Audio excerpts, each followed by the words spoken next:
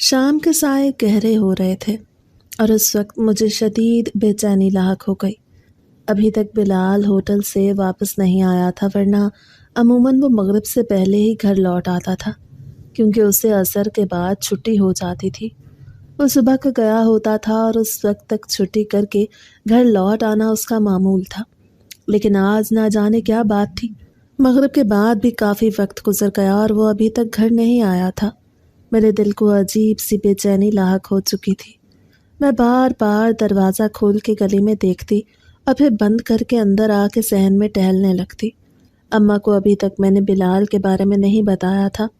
उन्होंने मुझसे पूछा भी कि बिलाल घर आ गया है, तो मैंने यही कहा, जी अम्मा घर तो आ गया है, बस अभी ज़रा बाहर दोस्तों में गया है। अम्मा मुतमईन हो गई थी, लेकिन अब मुझे ये सोच सोच के ही घबराहट हो रही थी कि अम्मा से भूला हुआ झूठ कहीं मेरे गले न पड़ जाए। बिलाल किसी मुसीबत में न पड़ गया हो, वरना वो ऐसा गैर जिम्मेदार तो नहीं था और ना ही वो कभी बाहर रहता था। उसे अच्छी तरह अपनी जिम्मेदारियों का अंदाज़ा था। वो वक्त पे घर आता था क्योंकि उसे मालूम था माजूर माँ और जवान बहन घर पे अकेली है। इसलिए तो उसने होटल की ये नौकरी चुनी थी, जिसमें वो सारा दिन होटल की मेज़ें साफ करता, ग्राहकों को पानी देता, उनके आगे खाना रखता और फिर उनके झूठे बर्तनों को उठा के रखता। सारा दिन वो भाग भाग के काम करता था।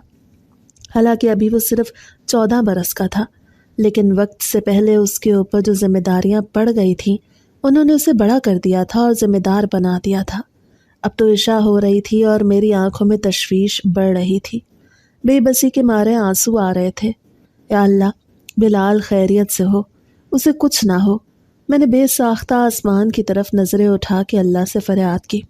उस वक्त मुझे कुछ समझ नहीं आ रहा था, क्या करूं। अम्मा को अंदर जाके देख के आई तो वो सो रही थी। अभी खाना भी उन्हें देना था और दवा भी खिलानी थी। मैंने आहिस्ता से कमरे का दरवाज़ा बंद किया और चादर ओढ़ के कुछ सोच के घर से बाहर निकल आई। घर के बाहर निकलते ही कदम बेसाख्ता बिलाल के होटल की तरफ बढ़ने लगे, जो गांव के बाहर पक्की सड़क के ऊपर बना हुआ था। उस वक्त चूंकि अंधेरा फैल चुका था और गांव में मगरिब के साथ ही खाना खा के सब लोग आराम करने लेट जाते थे। इक्का दुक्का लोग ही चलते फिरते नजर आ रहे थे। मैंने अपने कदमों की रफ्तार तेज कर ली और गांव के बाहर जाने वाले रास्ते की तरफ बढ़ने लगी। रास्ते में चचा अल्लाह देता मिले। पूछने लगे, ज़ैनब बेटी सब खैर तो है, कहाँ जा रही हो इस वक्त? तो मैं चादर को माथे पे टिकाते बोली, चचा बिलाल अभी तक घर नहीं आया, उसे देखने जा रही हूँ। परेशानी हो रही थी और माँ भी बार बार पूछ रही हैं। चचा बोले, सब खैर होगी बेटी, तू घर जा, मैं देख आता हूँ। लेकिन मैं जानती थी कि चचा बूढ़े हैं, बुजुर्ग हैं और इतना चल नहीं सकते, इसीलिए उन्हें मना कर दिया और कहा, चचा मैं खुद ही जाके देख लेती हूँ, आप कहाँ इतनी दूर तक जाएंगे, बस आप दुआ करें सब खैर हो। ये कहते हुए मैं आगे की तरफ बढ़ गई। दिल बेख्तियार तेज़ी से धड़क रहा था और लबों पर सिर्फ बिलाल की खैरियत की दुआएं थीं। अम्मा का ख्याल भी दिल पे हावी हो रहा था। मैं उन्हें बिना बताए घर से निकल तो आई थी। मुझे इस बात की परेशानी थी कि अगर वो जाग गई तो वो बहुत ज़्यादा परेशान होंगी। बिलाल भी घर पे नहीं आया और मैं भी घर मौजूद नहीं, तो अम्मा को कहीं कुछ हो ना जाए। यही सोचकर दिल बेख्तियार घबराहट के मारे कांप उठा, लेकिन फिर तेज तेज कदम उठाते हुए होटल की तरफ चलती गई। सड़क पे पहुंचते मैंने अपनी सांसों को बहाल किया, चादर को अच्छी तरह अपने वजूद के गिर्द लपेटा और चादर के कोने से अपने चेहरे को ढक के मैं होटल पे चली आई, जहाँ पे उस वक्त काफ़ी रश था, क्योंकि आती जाती गाड़ियाँ और बसें यहाँ पे रुक के चाय पानी का एहतमाम करते थे। और चूँकि उस वक्त इशा का वक्त था, यहाँ पे काफ़ी मुसाफिर खाना खाने में मसरूफ़ थे। बिलाल का पूछने के लिए मैं सीधी होटल के काउंटर की तरफ बढ़ने लगी, जब भी मुझे एक तरफ बिलाल खड़ा नजर आया। उसके सामने होटल का मालिक खड़ा था, जो उसे बुरी तरह डांट रहा था। और फिर मेरे देखते ही देखते होटल के मालिक ने बिलाल के चेहरे पे एक ज़ोरदार थप्पड़ मारा और उसे नीचे ज़मीन पे गिरा दिया। ये देखकर मेरे कदमों तले से ज़मीन निकल गई। मैं फ़ौरन तेज़ी से भागी। नहीं नहीं, मेरे भाई को मत मारो, क्यों मार रहे हो उसे? मैं ज़ोर से चिल्लाई तो होटल का मालिक मेरी तरफ मुतवज्जे हुआ। उसी लम्हे बिलाल ने भी मेरी तरफ देखा। कहने लगा, बाजी तुम यहाँ पे क्यों आई हो? جاؤ گھر چلی جاؤ، میں کچھ دیر میں آتا ہوں۔ لیکن مجھے کہاں جانا تھا؟ میں وہاں پہ کھڑی ہو گئی اور ہوٹل کے مالک کو کہنے لگی، آخر تم میرے بھائی کو کیوں مار رہے ہو؟ کیا غلطی کی ہے اس نے؟ تب وہ غصے سے بولا، اس نے آج میرے درجن شیشے کے گلاس توڑ دیے، روز کوئی نہ کوئی برتن توڑ دیتا ہے، کبھی چائے گرا دیتا ہے، کبھی کھانا گرا دیتا ہے۔ میں کب تک اسے برداشت کروں؟ کب تک اپنا نقصان پورا کرتا رہوں؟ روز اسے سزا ملتی ہے، روز اس کو مار پڑتی ہے، لیکن یہ پھر بھی نہیں سمجھتا، بہت ڈھیٹ ہڈی ہے۔ یہ کہتے ہوئے ہوٹل کے مالک نے پھر سے ایک زوردار لات بلال کے پیٹ میں رسید کر دی۔ میرا تو دل ہی تڑپ اٹھا۔ میں فوراً آگے بڑھی، بلال کے سامنے آ کے کھڑی ہو گئی اور بولی، خبردار جب تم نے میرے بھائی کو ہاتھ لگایا میں تمہارے ہاتھ توڑ دوں گی۔ ہوٹل کے مالک نے عجیب سی نظروں سے میری طرف دیکھا اور بولا، پھر تم میرا نقصان پورا کر دو اور اپنے بھائی کو یہاں سے لے جاؤ اور دوبارہ ایسے کام پہ مت بھیجنا۔ یہ سن کے میری آنکھوں میں عجیب سی بے بسی اتر آئی، اور وہی حالت بلال کی بھی تھی۔ میں نے اس سے کہا، تم کیسے انسان ہو؟ تمہیں اچھی طرح معلوم ہے کہ ہماری حیثیت اتنی نہیں، پھر بھی تم ایسی باتیں کر رہے ہو۔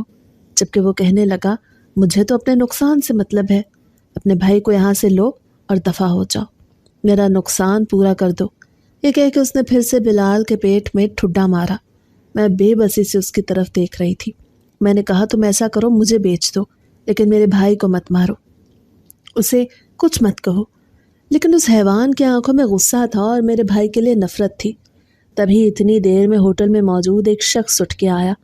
اس کی شخصیت بہت روبدار تھی، اونچا لمبا قد، گہری سیاہ آنکھیں اور سرخ و سفید رنگت کا مالک وہ شخص ایک باوقار چال چلتا ہوا ہوٹل کے مالک کے قریب آیا، اور پھر اس نے جو کچھ کہا وہ سن کے میرے قدموں تلے سے زمین نکل گئی، اور میں حیرت سے منہ کھولے اس کی طرف دیکھتی رہ گئی۔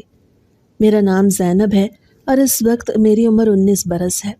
میں ایک چھوٹی سی جھونپڑی نما گھر میں رہتی ہوں، جس میں چھوٹا سا کمرہ ہے اور ایک طرف باورچی خانہ بنا ہے۔ باورچی خانہ بھی کیا، بس ہم نے چند برتن اور چولہا رکھ کے گھر کے اس حصے کو باورچی خانے کی شکل دی ہے۔ میرے ابا گاؤں میں موجود اینٹوں کے بھٹے پہ محنت مزدوری کرتے تھے اور روزانہ کی بنیاد پہ اجرت کے نام پہ چند 100 روپے لے کے آتے تھے، جن سے ہماری 2 وقت کی روٹی چلتی تھی۔ ابا سارا دن گرمیوں میں اینٹوں کے بھٹے پہ کام کرتے اور شام کو جب آتے تو تھکے ہارے ہوتے، لیکن ان کے چہرے پہ ہلکی سی مسکراہٹ ہوتی اور ہاتھ میں کھانے کی کوئی نہ کوئی چیز ضرور ہوتی، کیونکہ ہم دونوں بہن بھائی ان کے گرد بیٹھ جاتے اور اپنی چھوٹی چھوٹی باتوں سے ان کا دل بہلاتے۔ اماں پہلے تو گاؤں میں چودھری کے حویلی میں ملازمت کرتی تھیں اور وہاں سے اکثر کھانا وغیرہ اور دوسری چیزیں مل جایا کرتی تھیں، اسی لیے تو ہماری گزر بسر آسانی سے ہو رہی تھی۔ لیکن پھر ایک دن چودھری کے گھر کی چھت کی لپائی کرتے ہوئے نہ جانے کس طرح اماں کا پیر پھسلا اور وہ چھت سے نیچے آ گریں۔ اماں کی ٹانگ کی ہڈی 2 جگہ سے ٹوٹ گئی اور پھر دوبارہ بہت علاج کروانے کے باوجود اماں کی ٹانگ میں نقص رہ گیا اور وہ صحیح طریقے سے چل نہیں پاتی تھی۔ یہی وجہ تھی کہ وہ زیادہ تر بستر پہ ہی پڑی رہتی۔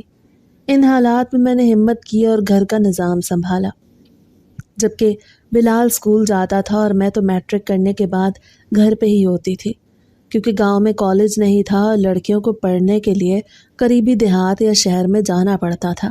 لیکن گھر کے حالات کو دیکھتے ہوئے میں نے پڑھائی کو خیر بات کہہ دیا۔ گھر کا نظام سنبھالتے ہوئے سارے کام ذمہ داری سے کرنے لگی۔ بلال میرا چھوٹا بھائی 6ٹھی جماعت میں پڑھ رہا تھا جب ایک دن ابا کی طبیعت بہت خراب ہوئی۔ اینٹوں کے بھٹے پہ کام کرنے کے دوران انہیں زوردار چکر آیا اور وہ گر پڑے۔ وہاں پہ موجود لوگ انہیں گاؤں کی ڈسپینسری میں لے کے بھاگے، لیکن ابا کی طبیعت سنبھل نہ پائی۔ ڈسپینسری کے ڈاکٹر نے ابا کو دوا دی اور وہ گھر آ گئے، لیکن 2 دن دوا کھانے کے باوجود ابا کی طبیعت ویسی ہی تھی اور پھر بیماری بڑھتی گئی۔ جوں دوا کی اور ایک دن ابا نے خاموشی سے آنکھیں موند لی۔ سمجھ ہی نہ آئی کہ ان کے ساتھ کیا ہوا۔ وہ دن ہمارے لیے کسی قیامت کے دن سے کم نہ تھا۔ یوں لگ رہا تھا جیسے ہم کڑی دھوپ میں آ گئے ہوں۔ ابا کا سایہ اچانک سر سے کیا اٹھا، صحیح معنوں میں زندگی کی مشکلات کا اندازہ ہو گیا۔ پتہ لگ گیا کہ باپ کا ہونا کیا اہمیت رکھتا ہے۔ وہ سارے مسئلے مسائل اور مصیبتیں جو ابا ہم تک آنے ہی نہیں دیتے تھے، اب منہ کھولے پہاڑ کی طرح کھڑے تھے، اور ان سے نبرد آزما ہونے کے لیے مجھے اپنی ساری طاقت لگانی پڑ رہی تھی، لیکن پھر بھی وہ مسئلے ختم نہیں ہو رہے تھے اور میں بے حال ہو چکی تھی۔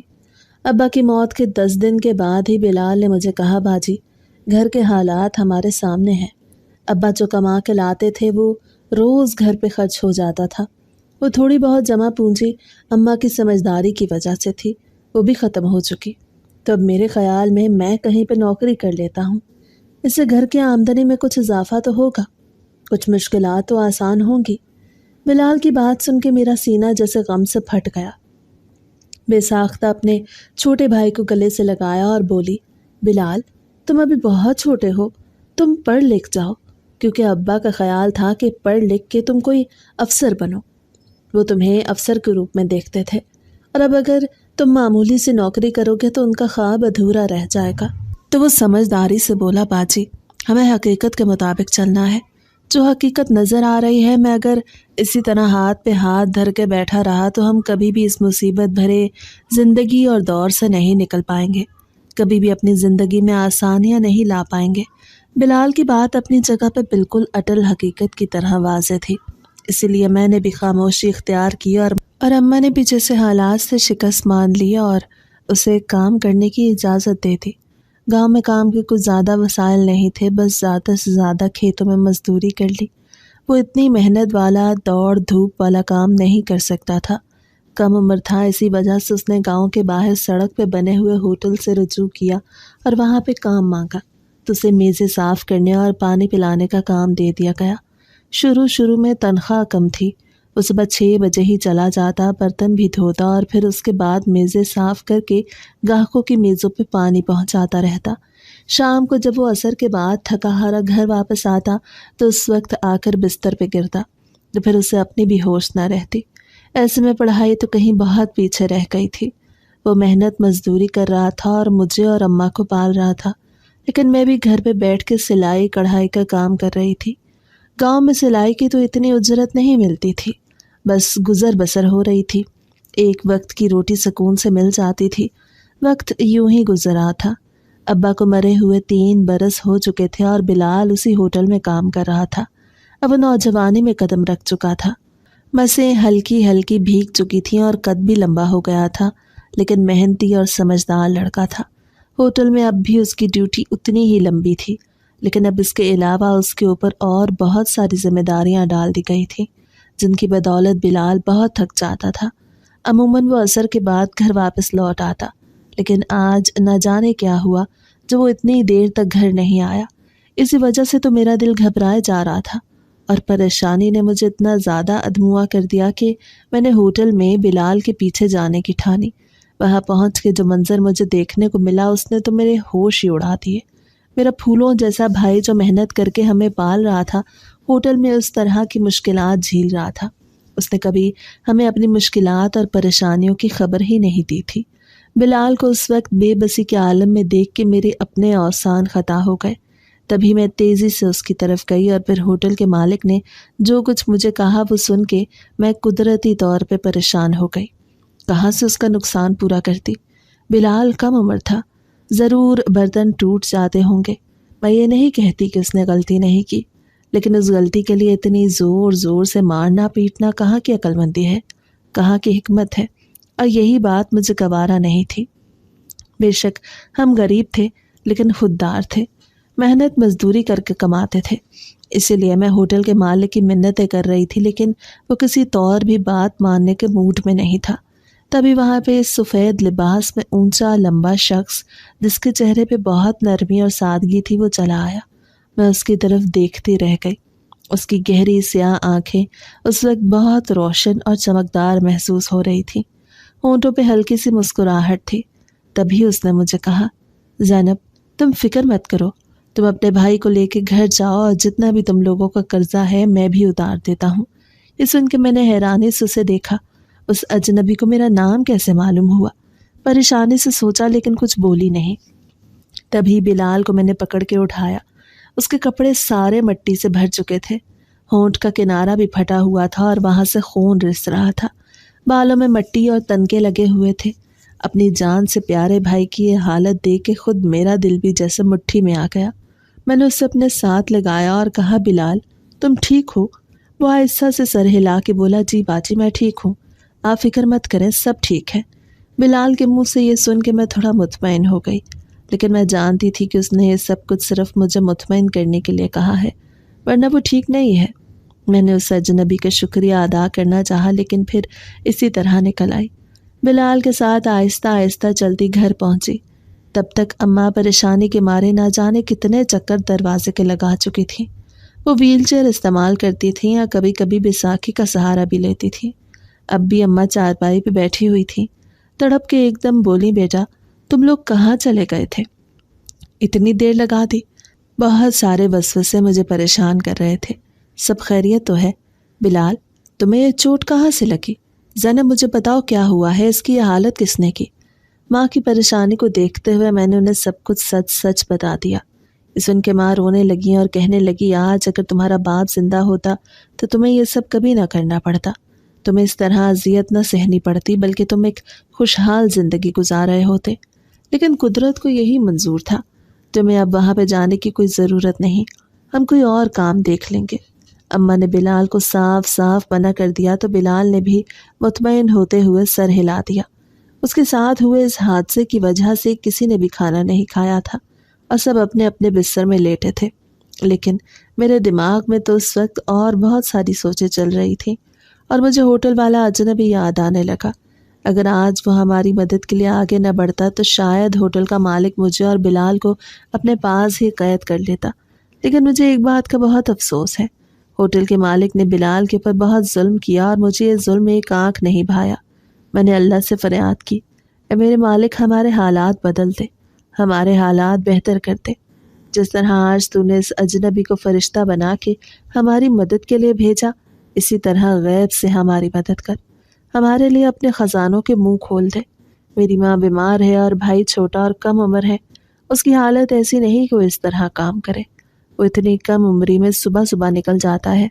میرے مالک میرے بھائی پہ رحم کر، میری ماں پہ رحم کر، ہمارے گھرانے پہ رحم کر اور اپنے فضل سے ہماری جھولیوں کو بھر دے۔ اللہ سے فریاد کرتے کرتے نہ جانے کس وقت میری آنکھ لگ گئی، مجھے پتہ ہی نہ چلا۔ صبح کا سورج نمودار ہوتے ہی میری آنکھ فوراً کھل گئی اور میں ایک دم اٹھ بیٹھی، کیونکہ بلال تکلیف سے ہلکا ہلکا کراہ رہا تھا۔ میں تیزی سے اس کی طرف بڑھی اور پوچھا، بلال کیا بات ہے، تمہاری طبیعت تو ٹھیک ہے؟ لیکن اسے ہاتھ لگاتے ہی مجھے احساس ہو گیا کہ وہ بخار میں شدت سے تڑپ رہا ہے۔ اس کی حالت میری آنکھوں میں آنسو لے آئی اور میں نے بے ساختہ دکھی دل سے ہوٹل کے مالک کو بددعا دی، یا اللہ جس نے میرے بھائی کا یہ حال کیا ہے اس کے ساتھ بھی ایسا ہی ہو۔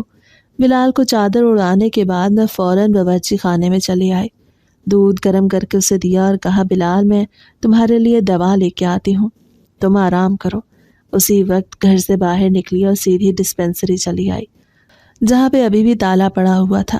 پریشانی سے ادھر ادھر دیکھنے لگی، کچھ سمجھ نہیں آ رہا تھا کہ اب کیا کروں۔ اسی اثناء میں وہی کل ہوٹل والا اجنبی بھی اسی طرف نکل آیا۔ اسے مجھے وہاں کھڑا دیکھا تو کہنے لگا، زینب کیا بات ہے، تم یوں پریشان کیوں کھڑی ہو؟ اسے دیکھ کے مجھے جیسے ایک ڈھارس ملی ہو، جیسے مصیبتوں کے بعد کسی اپنے کا چہرہ دیکھ لیا ہو۔ تبھی فوراً بولی، بلال کو بہت تیز بخار ہے، اس کے لیے دوا چاہیے، ڈسپینسری ابھی تک نہیں کھلی، نہ جانے کس وقت کھلے اور تب تک اس کی حالت مزید خراب ہو جائے گی۔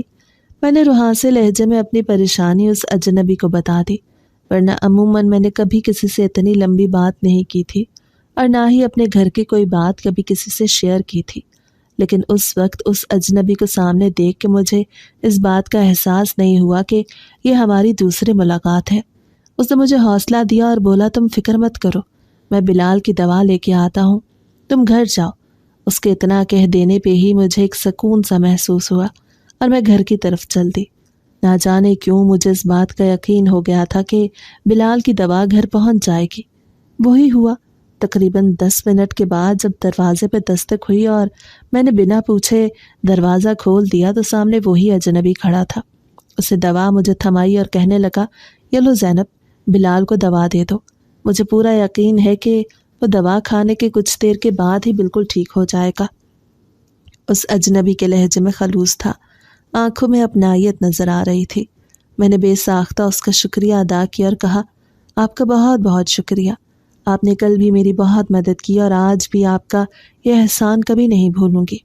बाकी कल आपने जो होटल वाले का कर्ज उतारा है, मैं थोड़ा थोड़ा करके उसे चुका दूंगी। बस मुझे कुछ वक्त की मोहलत दे दें। मेरी बात सुन के वो अजनबी आहिस्ता से हंसा और बोला, ज़ैनब, मैंने वो मदद तुमसे पैसे वापस लेने के लिए नहीं की, बल्कि दिल से की थी। और मुझे पैसे नहीं चाहिए, ना ही मेरा ऐसा कोई इरादा है। तुम बिलाल का ख्याल रखो और बाकी सब बातें भूल जाओ। उस अजनबी ने मेरा एकदम ध्यान बिलाल की तरफ कर दिया तो मैं तेज़ी से अंदर की तरफ बढ़ने लगी, लेकिन एकदम पलट के बोली, आपने अपना नाम नहीं बताया। अगर कभी आपसे मिलना हो तो कहाँ मिला जा सकता है? मेरी बात सुन के उसके होंठों पे अजीब सी मुस्कुराहट फैली और आंखों की चमक कई गुना बढ़ गई। उन आंखों में अजीब सी पुरस्रारियत नजर आने लगी, जिसने मुझे खौफ के मारे झुरझुरी लेने पे मजबूर कर दिया। तभी वो कहने लगा, मेरा नाम ज़ाव्यार है। ये कहते हुए उसका लहजा भारी हो गया और आवाज़ में एक अजीब सा रोब झलकने लगा। मैं चंद लम्हे खड़ी उसे देखती रही और फिर वो जब वहाँ से हट गया तो कितनी देर दरवाजे को थाम के गली में देखती रही जिस सिमत वो बढ़ा था। न जाने वो अजनबी कौन था। कभी गांव में उसे देखा नहीं था, कभी उसके बारे में सुना नहीं था, तो फिर अब अचानक कहाँ से हमारी ज़िंदगी में चला आया और क्यों उसने हमारी मदद की? अजीब सी सोचें मेरे दिल को परेशान करने लगीं। इतने में अम्मा की खांसी की आवाज़ सुनाई दी तो मैं एकदम हड़बड़ा गई। दरवाजे को बंद किया और अम्मा के पास चली आई। उन्हें पानी का गिलास थमा के बिलाल को उसकी दवा दी। दवा खाते ही वो कुछ देर के बाद सो गया। मैं घर के कामों में मसरूफ़ हो गई, लेकिन इस दौरान भी बार बार उस अजनबी का ख्याल मेरे दिमाग पे हावी होता रहा। दोपहर तक बिलाल की हालत काफ़ी ठीक थी और मैं उसके पास आ बैठी। बिलाल, होटल का मालिक, तुम्हारे साथ इतना जुल्म करता रहा, तुम्हें मारता पीटता रहा, तुमसे नुकसान पूरा करवाता रहा। तुमने मुझे बताया क्यों नहीं? मैंने अपने छोटे भाई का हाथ अपने हाथ में थामा और हमदर्दी से पूछने लगी तो बिलाल उदासी से मुस्कुरा दिया। कहने लगा, बाजी, घर के हालात मेरे सामने थे। तुम एक एक पैसा बचा के घर का खर्च पूरा कर रही थी। अम्मा का इलाज, उनकी दवा, घर का राशन, दूसरे अखराजात। सर उठाए खड़े होते तो मैं ये नौकरी छोड़ के क्या करता? अगर ये नौकरी छोड़ देता और कोई आसरा ना बनता तो फिर हमारा गुजारा कैसे होता? इसीलिए चुपचाप उसका जुल्म बर्दाश्त किया। मैं तो आज भी तुम्हें पता न लगने देता अगर तुम वहाँ पे ना आती। मुझे अफसोस है तुमने मुझे इस हालत में देखा। बिलाल ने जैसे शर्मिंदगी से सर झुका दिया तो मेरा दिल कटने लगा। नहीं मेरे भाई, तुम शर्मिंदा मत हो। मुझे तुमसे शर्मिंदगी है। मैं अपने मासूम और कम उम्र भाई को ऐसे जुल्म से न बचा सकी। मैंने रोते हुए कहा तो वो मुझे दिलासा देने लगा, लेकिन अब मैंने सोच लिया था कि उसे दोबारा ऐसे काम करने नहीं भेजूंगी। वैसे भी होटल का मालिक भी कह चुका था कि इसे मत भेजना। ताहम अब मुझे इस बात की फिक्र थी कि घर का खर्च कैसे चलेगा। हालांकि अभी तो 2-4 दिन गुजारा हो जाएगा, लेकिन यह मुस्तकिल हल नहीं था। हमें आमदनी का कोई जरिया पैदा करना था ताकि खर्च की तरफ से कोई परेशानी ना हो। अब मैंने सोच लिया था कि कोई ऐसा काम करेंगे जिसकी बदौलत हम दोनों बहन भाई मेहनत करें और अच्छी कमाई कर सकें। लेकिन मेरी पहली तरजीह उसकी सेहत थी। मैं चाहती थी कि वो पहले ठीक हो जाए और उसके बाद ही हम कुछ सोचें। इसीलिए अपने जहन को आज़ाद कर दिया। लेकिन उसी शाम दरवाजे पे होने वाली दस्तक ने मुझे चौंका दिया। इस वक्त भला कौन आ गया? हमारे घर में कोई भी नहीं आता था क्योंकि हम गरीब थे और गांव के लोगों को इसी बात का धड़का लगा रहता था कि कहीं हम उनसे कुछ मांग ना लें या उन्हें हमारी मदद न करनी पड़ जाए। यही वजह थी कि बहुत कम कोई गांव से यहाँ पे आता था। इसीलिए दस्तक की आवाज़ सुन के मैं चौंक उठी। दरवाज़ा खोला तो सामने ज़ाव्यार खड़ा था। तुम यहाँ पर? मेरी बात सुन के वो कहने लगा, हाँ मैं। दरअसल मैं जानता हूँ तुम्हारे घर के हालात कुछ ठीक नहीं, और फिर अब तो बिलाल की नौकरी भी छूट गई। वो बीमार पड़ा है, इसीलिए मैंने सोचा कुछ राशन तुम्हें दे देता हूँ, तुम्हारे काम आएगा। ये कहते हुए उसने हाथ में पकड़े बड़े बड़े शॉपर मुझे थमाना चाहे, लेकिन मेरे चेहरे पे नागवारी की लकीर फैल गई। मैं फौरन बोली, तुमने हमें क्या भिखारी समझ रखा है? तुमने हमारी ज़रा सी मदद क्या कर दी? तुम तो यही सोच बैठे हो कि हम कोई भिखारी और फ़कीर हैं, जबकि ऐसा नहीं है। मैंने तुम्हें कहा था ना, मैं तुम्हारा कर्ज चुका दूंगी। تو میں ضرور چکاؤں گی، میں نے خوددار لہجے میں کہا تو وہ آہستہ سے مسکرا دیا اور کہنے لگا، یہ بھی قرض کے طور پہ اپنے پاس رکھ لو، میں جانتا ہوں تم کبھی بھی میری مدد قبول نہیں کرو گی، لیکن یہ تمہارے اوپر قرض ہے، تم جب ادا کرنا چاہو کر دینا۔ یہ کہتے ہوئے اس نے وہ شاپر میرے قریب رکھ دیا اور میں بے بسی سے کھڑی تھی۔ ایک طرف گھر کی ضرورت تھی، دوسری طرف اپنی خودداری اور عزت نفس تھی۔ ایک طرف ماں اور بھائی کی بیماری اور دوسری طرف اپنی انا۔ اب گھر کی ضرورت جیت گئی، میری عزت نفس ہار گئی۔ میں نے وہ راشن رکھ لیا اور زاویار سے کہا، تمہارا شکریہ، لیکن کیا تم مجھے بتا سکتے ہو کہ تم کون ہو، کہاں سے آتے ہو؟ کیونکہ میں نے کبھی تمہیں اس گاؤں میں نہیں دیکھا، نہ ہی کبھی تمہارے بارے میں سنا ہے۔ میرے پوچھنے پر وہ بولا، تم کیسے میرے بارے میں سن سکتی ہو جبکہ میں کسی اور کو دکھائی نہیں دیتا، جسے میں چاہتا ہوں صرف اسے ہی نظر آتا ہوں، اس لیے تو تم مجھے دیکھ پاتی ہو۔ اس کی یہ عجیب سی بات سن کے میری ریڑھ کی ہڈی میں سنسناہٹ دوڑ گئی۔ گھبرا کے پوچھا، یہ تم کیسی باتیں کر رہے ہو؟ کیوں مجھے ڈرا رہے ہو؟ تو آہستہ سے مسکرا کے سر جھٹک کے بولا، میں ڈرا نہیں رہا، سچ کہہ رہا ہوں۔ میں ایک جن زادہ ہوں، جنات کے قبیلے کا سردار ہوں۔ میرا قبیلہ بہت اونچا ہے۔ میں اکثر اپنی ذمہ داریوں سے رخصت لے کے کچھ وقت انسانوں کی دنیا میں چلا آتا ہوں، پھر جو مجھ سے ہو سکتا ہے وہ کرتا ہوں۔ اس دن بھی جب میں اس گاؤں میں آیا تو تمہیں پریشان حال دیکھا۔ اس ہوٹل پہ تمہاری آنکھوں میں پھیلتی ہوئی نمی اور چہرے کی بے بسی مجھے بہت اچھی لگی۔ ایک دم میرا دل موم سا ہو گیا، اسی لیے تو میں فوراً تمہاری طرف بڑھا اور تمہارا سارا قرض اتار دیا، کیونکہ میرے لیے کوئی بڑی بات نہیں تھی، بلکہ میں بہت آسانی سے کر سکتا تھا۔ تاہم ابھی بھی میرے پاس تمہارے لیے ایک سرپرائز ہے، وقت آنے پہ اسے تمہارے سامنے لے کے آؤں گا۔ اس کی باتیں بہت عجیب تھیں، انداز اس سے بھی زیادہ پراسراریت والا تھا۔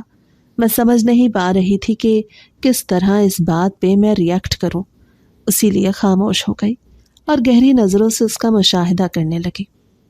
اس کی حرکات و سکنات، اس کی آنکھوں کی پراسراریت کچھ الگ تو محسوس ہوتی تھی، لیکن میں سوچ نہیں سکتی تھی کہ وہ ایک جن زادہ ہوگا، اور وہ بھی سردار جن زادہ۔ اس دن ہوٹل میں بہت سارے انسان موجود تھے، لیکن کوئی بھی میری مدد کے لیے آگے نہیں بڑھا سوائے اس سردار جن زادے کے۔ ہمارے گاؤں میں اتنے سارے لوگ آباد ہیں، اتنے بڑے بڑے گھرانے رہتے ہیں، لیکن آج تک کوئی ہماری مدد کے لیے آگے نہیں آیا سوائے اس سردار جن زاد کے۔ ایک دم سے جنات کے لیے میرے دل میں عقیدت بڑھنے لگی اور میں جیسے اپنی ہی حالت پہ حیران رہ گئی۔ وہ تو کب کا جا چکا تھا، میں دروازے میں کھڑی ان سوچوں میں گم تھی۔ تب اذان کی آواز نے مجھے چونکا دیا۔ میں راشن اٹھا کے دروازہ بند کرتی اندر چلی آئی۔ ماں نے راشن کے اتنے بڑے بڑے شاپر دیکھے تو پوچھنے لگی، زینب یہ کہاں سے آیا؟ کون دے کے گیا ہے؟ اماں کے پوچھنے پہ میں بس اتنا ہی کہہ پائی، اماں ایک اللہ کا بندہ تھا جس نے ہماری غربت کو سمجھا اور ہماری خودداری کو مقدم رکھتے ہوئے ہماری مدد کی۔ اماں نے بے ساختہ زاویار کو بہت ساری دعائیں دیں۔ میں راشن باورچی خانے میں رکھ کے کھانا بنانے لگی۔ آج 2 دن بعد گھر میں کھانا بن رہا تھا۔ اس وقت سارے صحن میں سوندھی سی خوشبو پھیلی تھی، لیکن میں زاویار کے بارے میں سوچ رہی تھی۔ اس کی کہی گئی باتوں کے بارے میں سوچ کے مجھے یقین نہیں آ رہا تھا کہ وہ ایک جن زادہ ہو سکتا ہے، لیکن حقیقت یہی تھی کہ وہ ایک جن زادہ تھا۔ راشن کی بدولت ہمارے گھر میں سکون سے 2 وقت کی روٹی بھی میسر ہو رہی تھی۔ بلال کی صحت پہلے سے بہتر تھی، اس کے زخم بھر چکے تھے اور وہ اب اٹھ کے چلتا پھرتا تھا۔ 5واں دن تھا کہ وہ گھر پہ تھا۔ تبھی ناشتے کے بعد کہنے لگا، باجی میں کام کی تلاش میں جا رہا ہوں، آپ بھی دعا کرنا۔ میں نے اسے سمجھایا، بلال ابھی کام مت کرو، ہم کوئی ایسا کام کریں گے جو کاروبار بنے اور جس سے ہماری کمائی دن بدن بڑھتی جائے۔ میں تمہیں اب کسی اور کے رحم و کرم پہ یوں نہیں چھوڑ سکتی، پھر سے لوگ تمہارا استحصال کریں گے، تمہارے ساتھ زیادتی کریں گے اور میں برداشت نہیں کر پاؤں گی، اس لیے تم یہ کام چھوڑ دو۔ بلال سے جب میں نے یہ کہا تو وہ آہستہ سے سر ہلا کے بولا، باجی تم ٹھیک کہتی ہو، ہمیں کاروبار کرنا چاہیے، لیکن میں کیا کروں؟ ابھی ہمارے پاس وسائل نہیں، اس لیے ہمیں کچھ وقت انتظار کرنا پڑے گا۔ بلال کے کہنے پہ میں خاموش ہو گئی۔ وہ سچ ہی تو کہہ رہا تھا، اس لیے میں نے اس سے کام ڈھونڈنے کی اجازت دے دی۔ وہ گھر سے چلا گیا تو اس کے جانے کے بعد اداسی، بے بسی اور حالات کی ستم ظریفی نے مجھے ایک دم بے ہمت کر دیا۔ اب میں بستر پہ گر کے رونے لگی۔ اگر ابا کی موت اچانک نہ ہوتی تو شاید آج ہم دونوں کے حالات مختلف ہوتے۔ بلال بھی پڑھا ہوتا اور میری شادی ہو چکی ہوتی، لیکن ابا کے جانے کے بعد سب کچھ بدل چکا تھا۔ ہر چیز جیسے ختم ہو گئی تھی۔ زندگی مسلسل آزمائش بن کے رہ گئی تھی۔ کافی دیر رو چکنے کے بعد میرے دل کا بوجھ ہلکا ہو گیا۔ اب میں بلال کا انتظار کر رہی تھی۔ مجھے اس کی فکر کھائے جا رہی تھی اور اسی بات کا شک تھا کہیں وہ دوبارہ اسی ہوٹل پہ کام نہ کرنے لگ جائے۔ لیکن وہ واپس آیا تو کہنے لگا باجی بہت کام ڈھونڈا، ہر جگہ پتہ کر لیا لیکن کوئی کام اچھا نہیں ملا۔ اس نے مایوسی سے کہا تو میں نے اس کا ہاتھ تھام کے اسے ہمت دی۔ نہیں بلال، تم مایوس مت ہو، ایک دن تمہیں تمہاری پسند کا کام ضرور ملے گا۔ اس کی آنکھیں ایک دم چمکنے لگیں۔ میں جانتی تھی کہ وہ اداس ہے، پریشان ہے، لیکن آہستہ آہستہ بہل جائے گا، اس کو بھی اندازہ ہو جائے گا۔ میں نے مطمئن سے انداز میں سوچا اور پھر رات کے کھانے کی تیاری کرنے لگی۔ اتنی دیر میں دروازے پہ دستک ہوئی۔ اٹھ کے دیکھا تو زمین قدموں تلے سے نکل رہی تھی۔ سامنے زاویار کھڑا تھا۔ اب کیا ہے؟ میں نے پوچھا تو وہ کہنے لگا، میں دراصل تم لوگوں کی مدد کرنا چاہتا ہوں۔ بہت عرصے سے دیکھ رہا ہوں کہ تم لوگ بہت مشکل سے گزارا کر رہے ہو، اس لیے میں نے وہ ہوٹل خرید لیا ہے جہاں بلال کام کرتا تھا۔ اب وہ ہوٹل میں تم لوگوں کو دینا چاہتا ہوں تاکہ تم لوگ وہاں پہ کام کرو اور عزت کی روٹی کما سکو۔ زاویار کے منہ سے اتنی بڑی بات سن کے میں تو حیرانی سے دنگ رہ گئی۔ چند لمحے تو کچھ بول ہی نہ پائی۔ کیا واقعی تم نے وہ ہوٹل خرید لیا ہے؟ لیکن کیوں؟ تو وہ عجیب سے انداز میں مسکرا کے بولا، زینب نہ جانے کیا بات ہے، میرا دل تمہاری طرف کھنچتا جاتا ہے اور میں تم میں ایک عجیب سی اپنائیت محسوس کرتا ہوں۔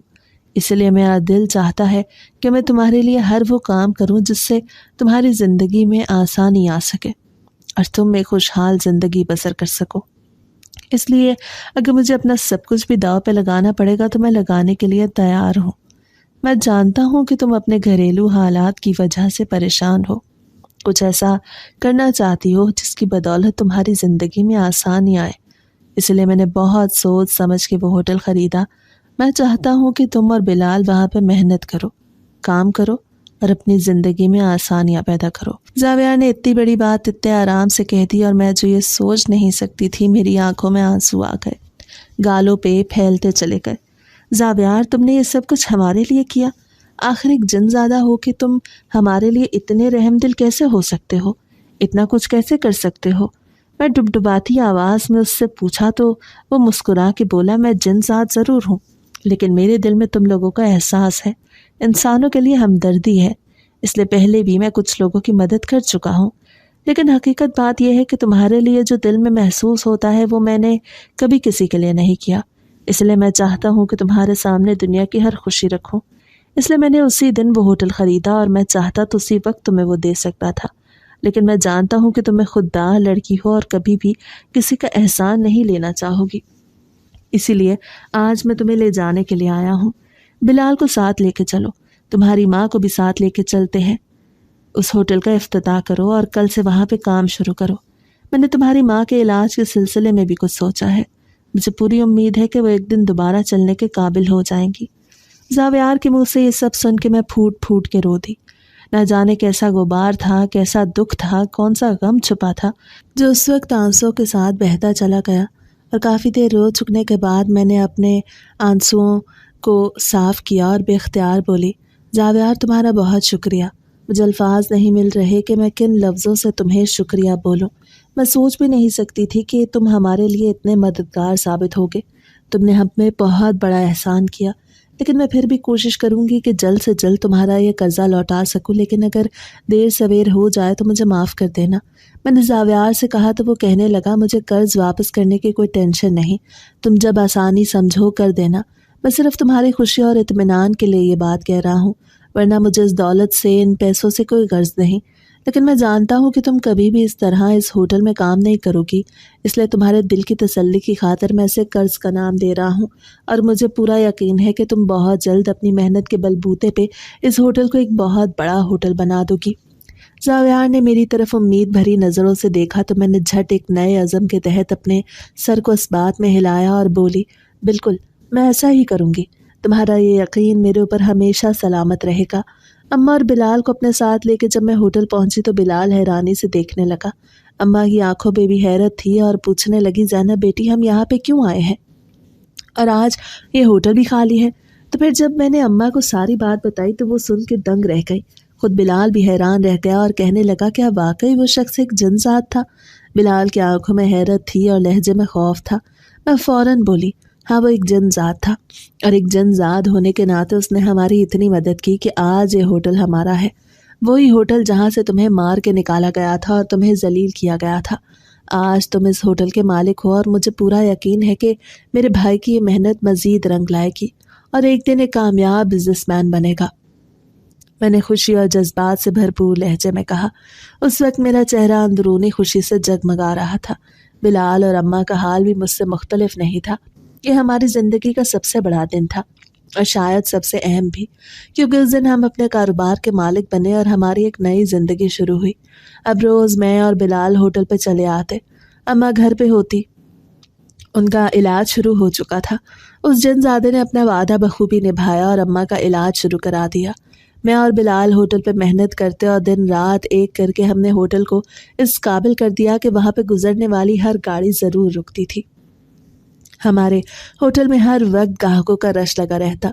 हर आने जाने वाले को हमारे होटल का जायका और सर्विस बहुत पसंद आती। महीने के बाद जब हिसाब किया तो अच्छी खासी बचत हुई और उन पैसों को हाथ में थाम के मैं और बिलाल रो पड़े। उनमें से कर्ज की मद में मैंने कुछ रकम अलहदा की, कुछ अपने गांव के गरीब घरों में बांट दी। बाकी रकम से अपने घर का खर्चा चलाया कि मैं समझती हूँ कि जो अल्लाह ने मुझे दिया उसमें गरीबों का भी हिस्सा था। और कर्ज की रकम अलहदा करके रखने का मतलब ये था कि इतनी रकम जमा हो जाए कि बआसानी उस जिनज़ादे का कर्ज अदा कर सकूं। हम दोनों दिन रात मेहनत करते। हम दोनों बहन भाई 2 साल के बाद इस काबिल हो गए कि इस होटल का सारा कर्जा उतार दिया। हालांकि एक बार जावियार ने मुझसे इसका तकाजा नहीं किया और इन 2 सालों में एक और खुशी हमें मिली। माँ दोबारा चलने फिरने के काबिल हो गई और वो दिन हमारे लिए किसी ईद के दिन से कम नहीं था जब अम्मा को हमने चलते हुए देखा। अब्बा के जाने के बाद हमारी ज़िंदगी में ये पहली पहली खुशियाँ थी जिन्होंने हमें एक भरपूर सुकून दिया। जावियार अक्सर आता जाता रहता था, लेकिन जब मैंने उसका कर्ज अदा किया तो उस दिन उसके चेहरे पे अजीब सी बेबसी और अजीब सा दुख नजर आ रहा था। मैं पूछे बिना रह न सकी, जावियार क्या बात है, तुम परेशान से लग रहे हो? हालांकि अब तो तुम्हें खुश होना चाहिए, मैंने तुम्हारा सारा कर्ज उतार दिया। मेरे शरारत से कहने पे वो एक फीकी सी हंसी हंसा और कहने लगा, यही तो अफसोस है कि मैं खुश नहीं हूँ। तुमने ये कर्ज क्यों उतारा? कर्ज के बहाने ही मैं तुम्हारे पास आता था, तुमसे मिल लेता था, दिल को खुशी मिलती थी। लेकिन अब जबकि तुमने सारा कर्ज उतार दिया तो यूँ लग रहा है जैसे तुमसे ताल्लुक़ ख़त्म हो गया, जैसे अब हमारे बीच कोई रिश्ता बाकी नहीं रहा। एक बेनाम सा रिश्ता अपने अंजाम को पहुंच गया है। जावियार के इस तरह कहने पे बेख्तियार मेरा दिल तेज़ी से धड़क उठा। पहली बार ऐसा हुआ था कि किसी मर्द की बात पे मेरे चेहरे पर सुर्खी फैली और दिल को धड़का दिया। लेकिन मैंने खुद को संभाला और कहा, जावियार ये तुम कैसी बातें कर रहे हो? हम अच्छे दोस्त हैं और तुमने जिस तरह हमारी मदद की मैं तुम्हारी एहसानमंद हूँ। ये इस तरह की बातें करके तुम न जाने क्या साबित करना चाह रहे हो। मैंने उसे कहा तो वो खामोश हो गया और फिर चंद लम्हे उदासी भरी नज़रों से मुझे देखता रहा और वहाँ से चला गया। ना जाने क्यों मैं कितनी ही देर खड़ी जावियार को देखती रही जब तक वो नज़रों से ओझल नहीं हो गया। इसके बाद एक गहरा सांस भरा और अपने काम की तरफ मुतवज्जे हो गई। लेकिन आज पहली बार था जावियार के जाने पे मुझे अजीब सा दुख महसूस हो रहा था और दिल में एक बेनाम सी उदासी उतरती जा रही थी। काम में भी दिल नहीं लगा तो मैं घर आ गई और आईने में खड़ी होकर खुद को देखने लगी। मैं अब 24-25 बरस की एक जवान और खूबसूरत लड़की हो चुकी थी। अभी तक किसी मर्द ने मेरे दिल को छुआ नहीं था। अभी तक मेरे दिल ने किसी के साथ की तमन्ना नहीं की थी। पहली बार ये दिल जावियार के लिए धड़का। लेकिन क्या हमारा रिश्ता फितरी तकाज़ों को पूरा कर सकता है? क्या हमारा रिश्ता माशरा कबूल कर सकता है? इसीलिए ये सब कुछ सोच के मैं चुप सी हो गई और अपने आप में गुम हो गई। उस दिन के बाद से जावियार दोबारा नहीं आया, लेकिन कहीं ना कहीं दिल को एक उम्मीद थी कि एक दिन वो ज़रूर आएगा और शायद तब मैं खुद को रोक ना पाऊँ और जावियार को अपना लूँ। लेकिन ना जाने वो कब आए और कब नहीं। ज़िंदगी शायद इसी तरह इंतज़ार में गुजर जाए और मैं शायद दोबारा कभी उसे देख ना पाऊँ। لیکن دل کو ایک اطمینان کافی تھا کہ وہ بھی جہاں ہوگا مجھے ضرور یاد کرتا ہوگا اور اس کے دل میں میرا خیال ہوگا۔ اماں اکثر میری شادی کا ذکر کرتی ہیں اور کہتی کہ میں چاہتی ہوں تیرا گھر بس جائے، لیکن میں اس ذکر کو ٹال دیتی اور اماں سے یہی کہتی، اماں مجھے آپ کو اور بلال کو اکیلے چھوڑ کے نہیں جانا، بلال ابھی چھوٹا ہے اور آپ کو میری ضرورت ہے، اس وجہ سے میں ابھی شادی کا جھنجھٹ نہیں پال سکتی۔ بس دعا کرے کہ میرا ساتھ جس کے ساتھ جڑا ہو وہ مجھ سے محبت کرتا ہو اور میری قدر کرے۔ اور اماں مسکرا کے کہنے لگی، میری بیٹی کو اس کا نصیب کا ساتھ بہت اچھا ملے گا، مجھے اپنے رب پہ پورا یقین ہے کہ وہ تمہاری زندگی میں خوشیاں بھر دے گا۔ اماں کی بات پہ میں آمین کہہ دیتی۔ دل کے کسی کونے میں زاویار کی یاد جل اٹھتی اور شام ہوتے ہی اس کی یاد میری آنکھوں میں انتظار بھر دیتی۔ نہ جانے زاویار مجھے یاد بھی کرتا ہوگا یا نہیں، لیکن ایک بات کا یقین تھا کہ اس کے دل میں میرے لیے محبت تھی، کیونکہ اس کی آنکھوں میں مجھے اپنے لیے ایک عجیب سا درد دکھائی دیتا اور وہ جب میری طرف دیکھتا تو اس کے چہرے پہ روشنی پھیل جاتی۔ یہی وجہ تھی کہ آج بھی اس کا انتظار کرتے ہوئے میں مطمئن ہوں اور مجھے کبھی بھی ایسا نہیں لگا کہ میں اپنا وقت ضائع کر رہی ہوں۔